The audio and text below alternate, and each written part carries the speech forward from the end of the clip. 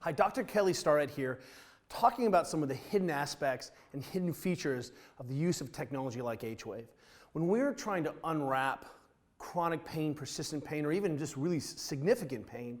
one of the things that gets lost in this conversation is what the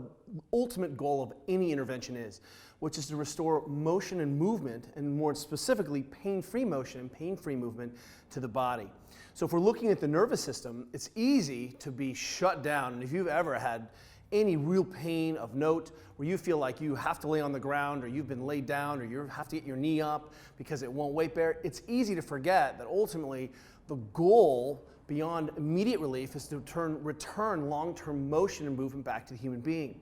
So one of the things that we love about this technology is it allows us to do something that's really important, and that's what I call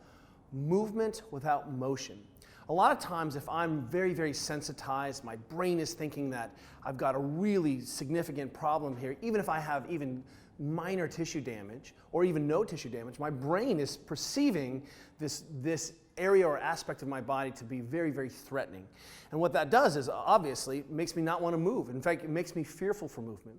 One of the reasons that we are such fans of this H-Wave technology is that when we start to get any kind of contraction or movement in a tissue or adjacent tissue to what we think is a problem area, or more importantly, to how our brain thinks about a problem area, then all of a sudden we're starting to introduce what we call, again, movement without motion. So we're not necessarily moving the limb or moving or flexing the spine, but we're engaging all of the tissues that would be necessary for that movement to happen. So you imagine if I put my leg out and I was just flexing my quadriceps or thigh muscle, even without having to move the leg or through a range of motion, through an arc of motion,